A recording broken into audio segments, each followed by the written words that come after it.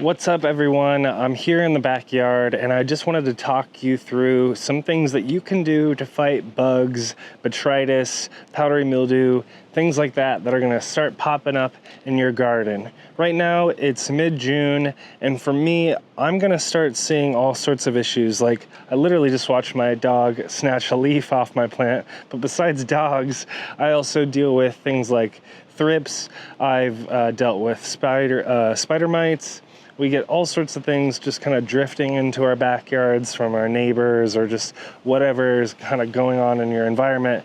And as an outdoor grower, you need to kind of stay on top of things and try to be one step ahead so that you're not caught by surprise. So to start off with, I wanted to talk to you about the neem attack beads. These are nematodes that you can put into your soil. They're these really cool beads. Before these beads, you would get essentially like a powder that you'd have to store in your refrigerator, and you need to use it, pretty soon after you receive it. You'd mix it in water and you kind of water it in. Well, now with these beads that you can get from Arbico Organics, they're not a sponsor, it's just where you get these things. You can get these beads and you can actually store these at room temperature. You don't have to refrigerate them. And all you're gonna do is you're just gonna sprinkle in these into your soil. Make sure that you keep that soil damp for at least a few days, so that the nematodes can kind of work their way into the soil. The beads can kind of dissolve. Now these neem attack beads, they're really neat. These encapsulated beneficial nematodes, they're gonna be able to fight all sorts of bugs that are gonna be coming up from your soil. Remember, when we're fighting back the bugs, they're gonna be up in the plant itself, but many of them also lay their eggs and those hatch in your soil. And so there's kind of this cycle where they come from the soil up to the plant and then come back down. So you need to really break the cycle, I found, or else you're just gonna kind of continuously have these issues. And for me in particular, things that I have run into in my backyard are fungus gnats. We've got thrips. These are going to be really helpful in fighting those. So check out the neem attack beads.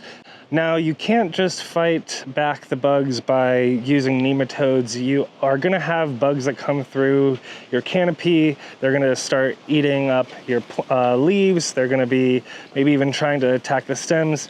All sorts of things are going to be going on over the next few months as you go through veg into flower. So as you're still in veg, let's say it's early in the season. Right now it's mid-June, so through the rest of June and through July, I'm going to be using things like Lost Coast plant therapy and something as simple as this Dr. Bronner's peppermint soap. Now, the Lost Coast plant therapy, I love this spray. You just mix this in with water. It's I think it's it's 1 to 3 fluid ounces per gallon. So it's really great. You can get this stuff online. Check out lostcoastplanttherapy.com. It's great for powdery mildew, fungus gnats, white flies, all mites. It says botrytis, aphids, thrips. This is a really great spray. And what you're going to do is you're going to mix this into a spraying can or something like that. And then you spray it onto your plants, preferably very early in the morning or in the evening, just so that you're not kind of worried about burning your plants. Though with this, you don't really need to worry about it as much as maybe some other sorts of sprays. But you're just going to spray your plant and you're going to make sure that it's covered up and down the plant, both on the underside of leaves and on the top of the leaves. But Lost Coast Plant Therapy is a really great option for you. If you're fighting things like powdery mildew or kind of even just bugs like aphids, you can use really simple soap like Dr. Bronner's peppermint soap. You can buy this at Target, so if you're in the US, you can probably find a Target not too far from there, and you can find this stuff in like the beauty section of the store. But grab this. All you need to do is mix in, a couple ounces of this into a couple gallons of water and spray your plants. And this is a great option, especially since it's pretty affordable and accessible. You can use this to fight those bugs, to fight the things like botrytis or powdery mildew that might be trying to attack your plants, especially powdery mildew. You can use this, especially in those first couple months of the season. As we get into flower, I might not spray the soap as much maybe in the first week or two of flower, but this is really more for vegetative uses. All right, now as we get further into flower, you're going to still use Lost Coast plant therapy. That's a great option all the way from seed to harvest. Essentially, you can use Lost Coast plant therapy, but you're also going to probably need to mix in some other types of sprays or methods of IPM to help fight the various bugs that you're going to come up against. And for me, at least in Northern California, but it seems like across a lot of the US, I run into issues with caterpillars. Now, there are these tiny little caterpillars. I think a lot of times people call them cabbage loopers.